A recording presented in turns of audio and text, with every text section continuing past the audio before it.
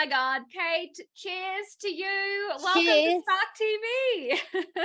Thank you for having me. I'm so excited to be doing a podcast with a glass of well, it's actually a watermelon margarita that I do have in my glass, but yeah, absolutely love this idea.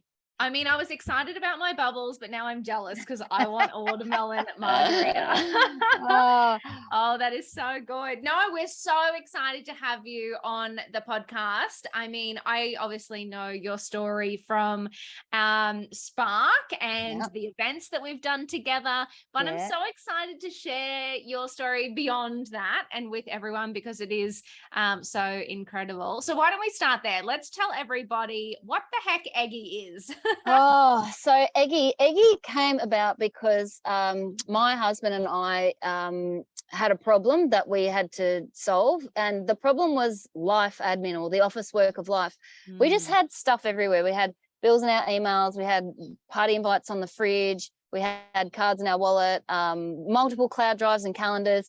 And the kind of pivotal moment was when Kirk, my husband, forgot to pay the car reg on. We got hit with $1,000 fine, and we just went, what the absolute, why is it this way, that like all this stuff that we need to be doing every single day just to keep life ticking along, it's like so fragmented, and you know, it's in so many different places, and it's just so old the way that it's done. And so we're like, right, had to do something about it. And we had zero technical experience when we first started, but thought that there was, you know, potential in a solution. So the first thing that we did was to contact a very good mate of ours who has built, scaled, and exited a tech company, and said to him, we've got an idea for an app. And the first thing he said was, you guys have got no idea what you're in for. At least he was honest. I know. We should have run then, but no. But yeah, so that was kind of how it all started. We just had a problem. We just couldn't find anything that solved it well enough. And so just went, oh, can't be that hard, surely. Sometimes a little ignorance is bliss. Oh, totally naive we were. And yeah, it's definitely been a ride. So can't say that he didn't warn us. Oh my God, I love that. So tell me then, okay, before we dive into then what's happened from, you know, getting hit with $1,000 fine and deciding to start a tech company. Yeah. What about life before that? So you said you're both non-tech founders. Yeah. What did you both do? What are your backgrounds? Had completely different backgrounds. So Kirk and I actually met on schoolies in 1996, as you do, you know, all long-term relationships start there. But I was Kirk was playing professional rugby league for about 10 years, and in that time I hadn't really decided what I wanted to do when I grew up. So I was working a heap of different jobs. I worked in a shoe store, I worked in media, worked at Channel 7, I worked for engineering consultants. I just did a heap of different jobs. And then when I was 24, realised that I loved food and I loved science, and so I went back to uni and studied nutrition and dietetics. Cool. So I became a dietitian, and I really loved the business side of things. Like most dietitian jobs are in hospitals and looking after, you know, sick people, but I wasn't really into that. So I was really lucky that I got a job in corporate nutrition. So we were basically consulting to multinational food companies about their nutrition strategy. So like McDonald's, Woolworths, Master Foods, those kind of companies. And I loved the whole business side of things because it was a private company that I was working for. And so that really kind of gave me a good insight and really, made the science and the food side of things really kind of more interesting. And so I did that. And then Kirk and I did a trip around the world because we didn't have kids back then, and we could. That freedom. I know. We did 25 countries in 7 months, and both put on at least 10 kilos each. It was beautiful. And then so cool. Yeah. And then after that, we moved to the Gold Coast. This was 11 years ago, and the only person that I knew on the Gold Coast who was a dietitian was a guy who worked at a university. Started work at Griffith, then I moved to Bond Uni, helped set up the dietetics program there. I had my arm twisted to do my PhD, which I wasn't too keen on at the time, but because I was lecturing and doing some research, I kind of had to do it. So that was an experience in itself, doing a PhD. I say that I put it to good use now when I'm changing nappies. But it was actually a good process to go through. And so that was I was actually finishing off my PhD when the Eggy moment kind of struck. And Kirk, his background was that he played professional sport. He did a degree in finance and economics because he loves numbers, did a bit of work in construction. So we kind of both had these, multiple kind of careers and different kind of experiences. And I'd like to think that all of those things, even when I was working in the shoe store, that those things all contributed to what we're doing today. So I think it's so true though. Like I love that, because as founders, we are wearing every hat in the business, right? You literally have to do anything. So having a really varied background where you can actually learn on the fly and you've got a bunch of different generalist experiences actually bodes so well for being a founder. 100%. And you don't realize until you're in the thick of it, do you? Like that you actually have to do all the things. You can't outsource, when you're in the early days, you have to do it yourself. And it's good, I guess, like you do have to learn the ins and outs and you have to go through everything.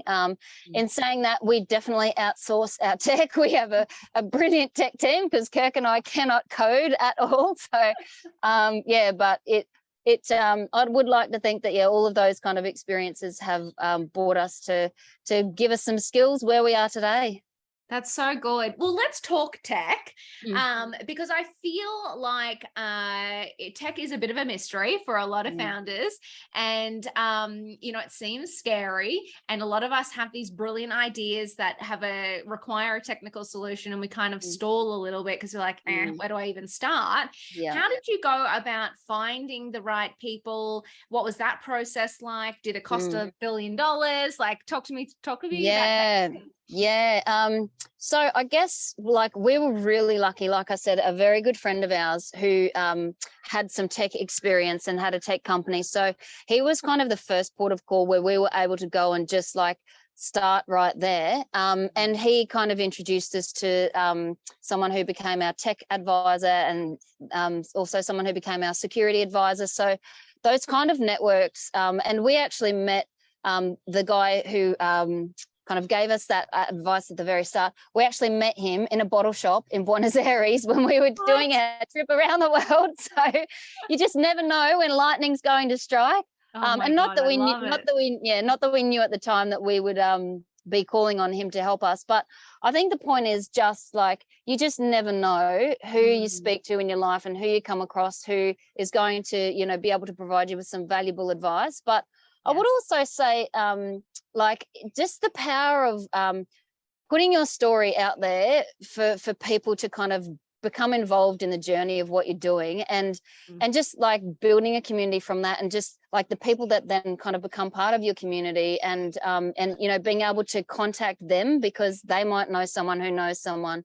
And also just the power of being kind of dropping your ego and just like reaching out for help. Like 9 times out of 10 people are happy to help you. So I know, for example, like I have done a cold reach out on LinkedIn to ask someone for advice around product, and they were unbelievable in pointing me in the right direction. Didn't know them from a bar site, but we always start with the problem whenever we're trying to get someone to connect with what we're doing and to help us. And even like today with the team that we have, like everyone has to connect with the problem that we're trying to solve and understand it. And, if you can tap into that side of people, because, everyone's a human at the end of the day, if you can tap into that side of things, then, you should be able to get someone who can help you or point you in the right direction. But it certainly has been a process trying to find the dream team. And we've still, like, we've got, apart from Kirk and myself who are full-time, we have about 5 or so other full-timers, and it's mostly the devs guys. We've got a head of product, full stack developers, and a designer. But it has been a process getting to that stage. And I think when you're very green like we were and very naive, you kind of think that everyone or anyone can help you, when in fact you really have to take your time to try and find the right people who can help you. And I know that it is, to your point too about did it cost $1 billion, just about. Tech is ridiculously expensive. That's been a big learning for us, and because there's so much demand in the industry right now, it sure is. But again, like if you can tap into the human side of people and try and, you know, help them understand the problem, and it's a huge problem that you're trying to solve that's going to help billions of other people one day, then that's certainly helpful. But yeah, like when you're first starting out, it is really hard to navigate through the noise to try and find the right people. But I guess doing those kinds of things, like tapping into the problem and also just not being afraid to ask people for help.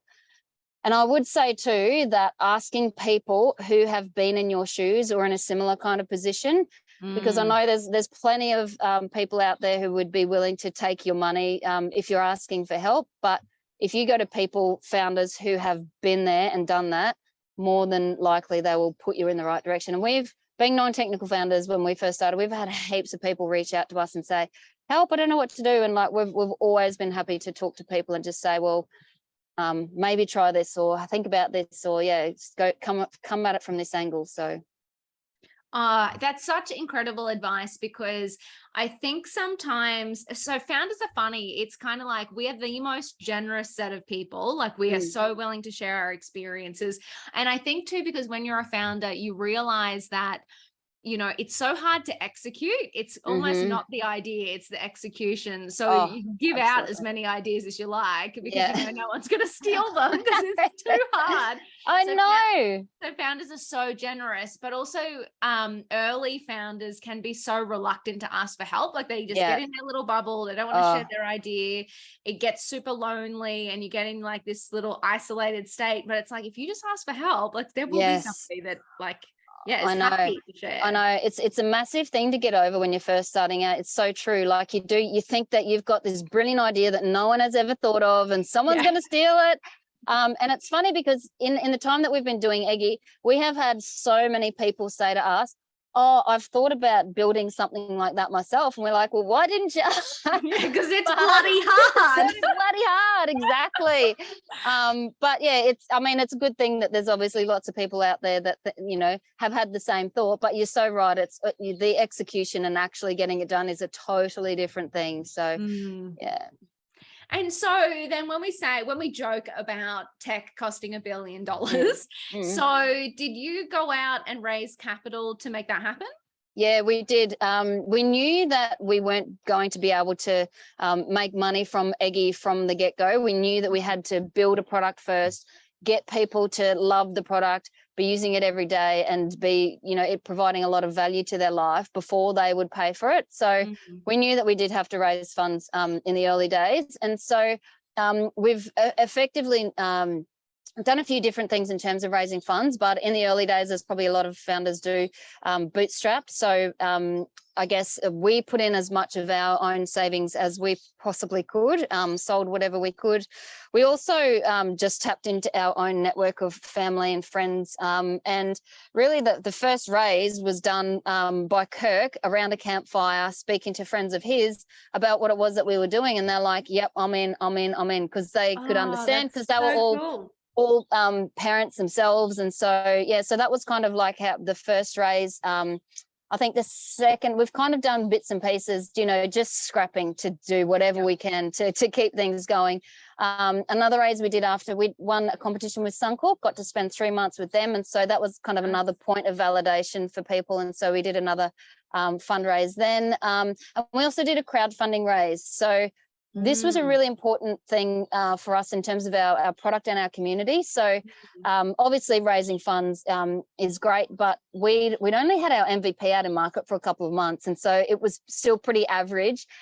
So putting it out there as part of a crowdfunding campaign, we just got slammed with feedback, because for crowdfunding, you have to do a big kind of marketing push. So there's lots of people kind of looking at you and what you're doing and downloading your app, even though it was still pretty early days. And so you just get so many feedback and feature requests and all of that kind of stuff. So that was actually really important, and I guess a bit of an unexpected benefit of doing crowdfunding, and also just to help build our community, because I think we ended up getting about 220 investors as part of the crowdfunding. We got some really good strategic advisors who have come on as part of that round. But yeah, just building a community, because you end up having, you know, mum and dad type investors or everyday investors who are like your ambassadors, and even people that, you know, just come along for the ride in terms of seeing what you're doing on socials and And so, yeah, and we're actually in a funding raise at the moment to try and raise for the next 18 to 24 months. So yeah, back at it again, and this time, yeah, trying to tap more into the VCs, high net worth individuals, and yeah, looking at a few other options. So yeah, that's been a big eye opener to the whole fundraising process. Kirk, because he loves numbers and that side of things, he mostly manages that, but I'm still very much involved in terms of like the decisions and who we want to bring on board, because as I'm sure you know, Danny, like you don't want to just get anyone involved in your company. It has to be a good fit for both sides. So yeah, absolutely. So you don't sleep, that's what I'm hearing here. Oh my gosh, not much. And also have a family. Holy shit. Yeah, we've got a 6-year-old, a 3-year-old, and a 1-year-old, and the 1-year-old is just being a massive pain at the moment. He's like, anyway, there's always coffee, isn't there? That's right, coffee and wine. That's the balance. I find watermelon margaritas. Watermelon margaritas. I love it so much. And while we're on the topic of amazing drinks, like look at your backdrop. Oh my God. I know. So I'm literally looking at this going, this is the most amazing backdrop we've had on Spark TV to date. I know. Well, it was either we have a tiny little office in the building that's in front of me here, and I thought I can either sit in this stuffy little office or I can come outside. And I thought, you know what? I'm running on empty at the moment, and I'm really looking forward to having this chat and this drink with Danny. I'm going to like feel like I'm on holidays. Well, I'm glad it feels like you're on holidays having a chat. I know, just for like a brief moment anyway. Well, I mean, that's a really interesting thought, right? So I find that this is like one of the biggest struggles being a founder is like, it is just constant, right? It's just go, go, go. You are never not thinking about your business. Like, it doesn't matter if, one of the kids is like having a mental breakdown. It's still somewhere in your mind. You're like, oh shit, that thing's due. Like, how do you find from a personal aspect, like balancing all of this or not balancing all of this, or just retaining some level of sanity in your life? It's a really good question, and I don't think that I necessarily have all of the answers. I guess I just try and do what works for me, and it's very much like kind of being in survival mode, and just doing what you have to do, and just keep showing up and put one foot in front of the other, isn't it? I think that, I guess, also in the position that we're in with Eggy, like we've put everything on the line to make this business a success. And so we kind of feel like that we don't have a plan B. We don't have the luxury of going, oh, we're just going to, put tools down for a little while and, go on a big holiday, or, we just have to keep showing up and keep putting in. And it's so frustrating at times, because you're right, like things will happen, like and especially this like winter and the flu season that hit, like and it was actually while we were in Startmate, which was an unbelievable experience, but like the kids were just constantly sick, and obviously they share it with you and make you sick, but you can't just like put the tools down and walk away. You just have to do what you can, work late hours and up early, and just trying to get work done when you can, because you're right, you just have to keep making progress, don't you? You just have to keep chipping away. And it's probably one of the biggest pieces of feedback that we've had actually from people. And it's funny, like people will see your stuff on socials and they'll be like, you guys are killing it, you're doing so well. And it's like, no, it doesn't really feel like that. There's a lot of days where it doesn't feel like that. But yeah, I guess you just have to keep showing up, don't you? And just keep progressing. And it is frustrating because nothing will go as fast as you want it to. Like, it's just, you just want to have everything done yesterday, but that's impossible. But I guess, on a personal level, I guess also having our backgrounds, like Kirk and I have a bit of like health and fitness kind of background, I guess, and we do always try our best. I'm not saying that we're good at it and not regular, but just try and do a little bit of exercise every now and then. And for me, it's a lot about mental health. Like, if I can just get out of the house in the morning and go for a 15-minute run, or if I can just take time out to go for a walk or something, just to, you know, reset, rebalance, clear the head, and just yeah. And I guess we're very lucky too that we have family around us to help out when there's emergencies with looking after the kids and that kind of thing. So yeah, it's just one big juggle though, isn't it? I mean, and look, I just love the honesty, because I do get a little bit frustrated sometimes when you hear that, well, you've got to get up at 5 a.m. and you've got to be journaling and you've got to be meditating. I'm like, oh my God, well, I'm obviously a complete failure, because I don't think that's reality. No, I don't.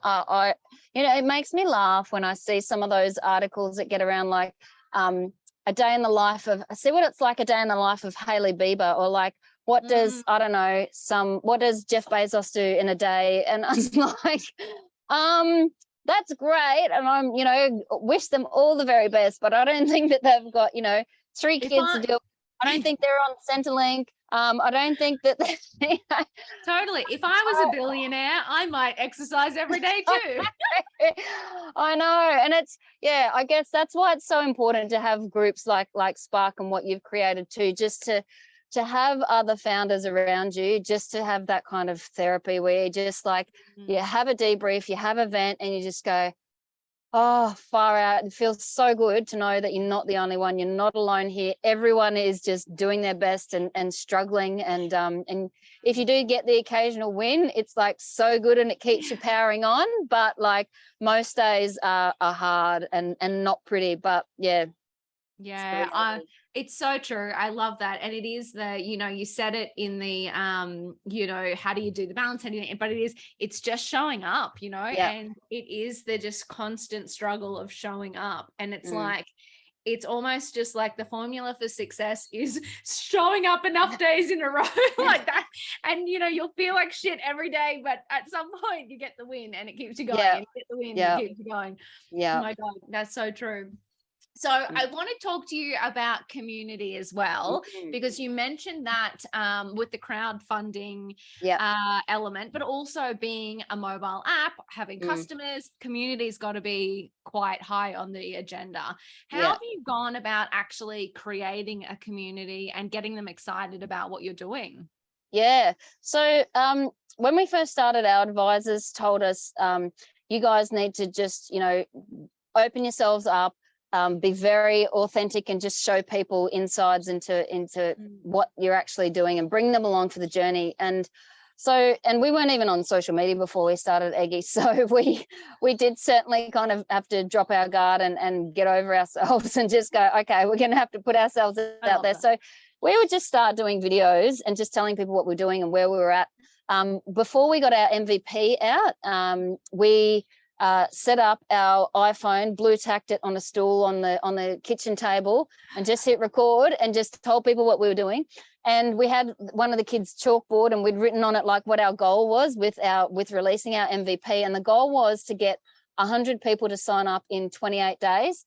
And we did this video and just said, like, this is what we're doing, please help us out. And we ended up getting 109 people signed up in the first 24 hours. That is so good. And like, I don't think we really understood at the time, but like that was kind of the early days of our community starting, right? Like just, you know, bringing people along for the ride. And we know we've got people in our community who don't even use Eggy, but they just enjoy like the stupid videos that we do, or just, you know, hearing our updates and seeing how we're going. And I guess it was probably like getting closer to, so we kicked off a hard launch for Eggy at the start of this year. And I guess it was around that time that we got some advice around, like, you actually need to have a go to community strategy. Like, what are you actually going to do to try and, like, because we kind of done it organically and a bit haphazardly before then, but it was doing things like even creating a Facebook group, which we call Eggy Legends. And that's just about anyone who's an Eggy user, or they don't even have to be, I guess, but it's about just sharing tips and ways that you can use Eggy and what you're using Eggy for. And because life admin is so many different things to so many different people. And we've tried to build Eggy in a way that it's really flexible and like that it's so easy to get things into Eggy. Like you can be reading an email and just screenshot and send it straight into Eggy. You can have a photo or something that you want to take a picture of or scan and get it straight into Eggy. You can push an email. If you've got a bill attached to an email, you can push it into Eggy. So And I guess even like sharing tips around how Eggy works, as well as those examples, like people have used Eggy in ways that we had never even thought of before. So that was part of our community strategy too, was just setting up that group, a place for people to share ideas with each other and help make life admin a little bit easier. So yeah, I guess that's kind of been part of the community too. But yeah, I do think that there's a lot of value in just putting your journey out on social media and just bringing people along for the ride and letting them know where you're at. And even actually it was that event that I spoke at for Spark. Someone came up to me and she was talking to me and she said, "Oh, I've been following you guys for so long. Love what you're doing and love all your updates and stuff." And I didn't even know this person, but there's obviously people out there who are, and she hasn't engaged, because we always see who engages with our stuff. And we love all of the Eggy fans, but this person had never engaged with anything. And so it was just really nice that, there are people out there who are, keeping up to date and seeing what's happening with Eggy and enjoy being part of the journey, and we don't even know about it. So yeah. And it's so true, right? It's really interesting because you do, when you have, say, a Facebook group or a Slack channel or whatever, you see names, you see the consistent names that engage or share tips or kind of contribute to the community. But you're so right. There are so many spectators.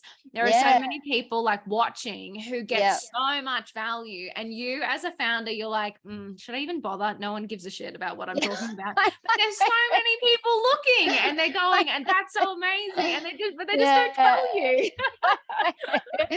I know. And I do it myself. I know there are people that I follow on social media and I never engage with their stuff, but I love it. And it makes me think maybe I should engage more, just to, let them know how I'm loving your stuff. It is so true. I think about myself as the same. I am a lot more of a consumer of information than an engager. Yes, same. Obviously I put out stuff for the business all the time, but as a consumer, a personal person, I don't tend to comment on things or whatever, but I do. I'm I still want to hear the stuff. I still want all the tips. I still want you to change my life. No, that's so good. No, and it's really interesting because I think that, the community can't be overstated enough. I think it's in all levels of your journey running a business. So I love that it was, you kind of went, I love that you said you blue tacked the iPhone to the store. Oh yeah, totally mesh. But I think that that's part of the process, right? I think people appreciate actually seeing the human. They don't really, we're all a bit over the perfectly manicured, unattainable, that the Hailey Beavers of the world, where we're going, oh great, I haven't had a shower in 2 days. How am I ever gonna do it? So I love that, being honest with your community. I think helps you be so much more relatable to the people that you're trying to, take on that journey as well. Yeah. And we're just starting to do a bit more of a push in that space too, Danny, because we've as you know, when you're wearing all of the hats and you're trying to do so many different things and you spread so thin. And for us, I guess in the initial stages, it was about, we needed to build a product, and then we needed to show that we could acquire users. We needed to show that we could, retain users and get people that, love the product. And we just recently released the premium version. And so there are people out there paying for Eggy, which is unbelievable for us. I know. But also, just having, I've lost my train of thought now. The watermelon margarita must be kicking in. The community building, you're just starting to do more of that's right. Yes, we are more into so I manage all of our socials, and I just post whenever I get time, and whenever I there's something really good that I want to post about. And I'm so bad, I try and do it as regularly as possible, but some nights I'm just up at midnight working and just going, oh, I'm dying, I'm so tired, and I just go, I'll do that post tomorrow. But we've actually just recently gotten someone on board that's helping us to do more of the more just behind the scenes kind of raw, authentic, everyday parent fails or everyday business fails or whatever, just really trying to show because there's so much content. Oh my gosh, there's so much content. Like we could spend our entire day just posting stuff about the fails that we have, or just keeping people updated with what it is that we're doing. So yeah, we're really excited to be Kirk, my husband, thinks that he's going to go viral on TikTok with one of his parent fails, but yeah, we're actually starting to do a bit more of that, and really just starting to focus more on trying to build that community and yeah, get a bit more into the growth side of things. So pretty excited about that, because it's just one of those things that we we know that, like, and that's like Kirk and I, we really want to do more of that, like, work on the business rather than in the business kind of thing. We, because Kirk's still doing payroll and HR. He's our HR department. I'm still, I know. And yeah, I know. I always make a joke that I'm gonna complain to HR, but it's him. So. Damn it. But like, and I manage every single customer support request that comes in, and that has been, all of those things have been unbelievable for helping us to understand our community, our users, and what we're doing. But also, like, we just want to get out there and start like really bringing the heat and really just engaging with people and just trying to build the community more. That's what we really want to do. So excited to be getting more into our TikToks and our reels, that's for sure. Well, I will be following along. So I've got to ask, actually, since you mentioned that, how do you find working with your husband as a business partner and co-founder? Oh my gosh. Before we started, if someone had said that we would be working together in business, spending like 23 and a half hours of the day together, I would have said, no deal, not happening. And I thought that for sure we would have had a divorce by now. Plus throwing, the pressure cooker of 3 young kids, that's always fun. But I honestly, it's funny how it's worked out. Like we didn't come into this and go, thinking that we wanted to build a tech company or, do what we've done with the business. We kind of just happened. And it's also just happened that we've kind of naturally found our strengths and what we're good at. So I always, in its simplest form, I say that Kirk's numbers are 9 words. So he loves all the finance side of things and all the operational side of things, and I'm more and so he looks after all the ops and like I said, HR, funding, all of the has all of our financial models, which are just an absolute like mystery to me. But then I look after, having my research background, I look after all the research, all the marketing, all the comms. We both kind of manage community. We both kind of still help out with product. Like we are Eggy users at the end of the day. And I guess we have our big long-term vision of where we want to take it, that it's going to be like your life admin hub, and you'll have all of your service providers connected into Eggy. So all the work's being done for you, not you doing all the work. But yeah, we kind of like wear all of those hats, but it's just worked out well. I think that he's good at stuff that I'm not good at, and vice versa. And yeah, so I guess we complement each other in that way. In saying that, there are times that I have absolutely wanted to scratch his eyes out like I never have before. And I'm sure he would say exactly the same thing about me, because it is like, startup is intense in itself, and having kids is intense in itself, but like throw that all together and still trying to like this person that you're doing all this stuff with. But I think that we're just lucky that we're just always been on the same wavelength, and but also like important to take time out when you know that things are starting to go south, and you know that you just need time away. It's really important just to do that, just to unplug from each other, just go away, if it's for the day or the night or the weekend or whatever, and just go back and find yourself and remember who you are, because that is still so very important to getting through those long days.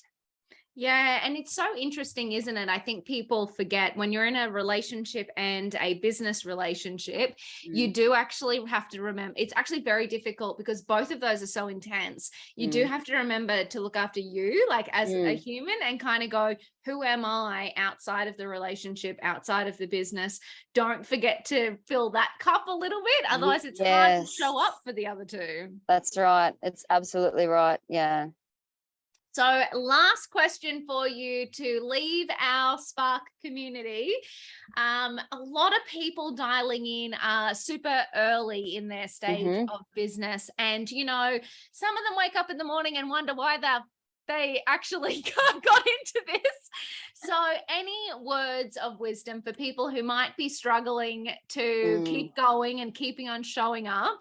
Anything that's helped you through the hard days? Yeah, absolutely. Well, apart from coffee and alcohol, they helped me through the hard days. Oh, yeah. To be honest, like it's just never losing sight of the problem that you're trying to solve. I know that it probably sounds very simple, but it really is true. Like we don't know, you know, what Eggy is going to look like in 5 years' time, really, like, because we're very much led by our users and our community. But and all of those hard days, like I guess it comes back to that, because we have put everything on the line, that we just have to keep showing up. But for anyone who's starting, I would just say, just never lose sight of the problem that you're trying to solve, because it is what brings people together. And I guess that the framework that we have when we think about what we're doing with Eggy is it's problem, people, and product. So we start with the problem, and the problem brings people in. So whether it be your community, your users, your team, your investors, anyone, it's because they relate to the problem and they know the problem themselves. So problem first, people, and then like your product will come later on down the line. I think a lot of people, and I've probably been guilty of this too, you do have a tendency when you're first starting out to jump straight into product and kind of like go, I want this solution, or I want it to be this way, and it has to do this thing. And that's a risk in itself, because, you know, if you're doing that without listening to what people are asking for and listening to their problems and their needs, then, you know, you could build something that no one's going to use, and you've just, you know, blown a whole heap of cash on it. So just that problem. And we know too, the early days when we first started, we did a lot of research, and when you're first starting out, it doesn't have to cost you anything to go and do research in terms of just talking to people who are in your market and just asking them about, tell me about like how you currently manage this, and tell me like what are the pain points for you, and how could it possibly be better. So those things in the early days are so very important. And we know too that we had people breaking down in tears when we would do some of those interviews, just because of how that mental load that life admin creates. And so it's those kind of moments too that really just keep you going, because again, it's just the problem and people relating to the problem. So yeah, that would be my one thing, is just to never lose sight of the problem that you're trying to solve. You are absolutely incredible, Kate. Cheers to you. Cheers. I'm out. Me too. I'm on my last sip. I saved my last sip.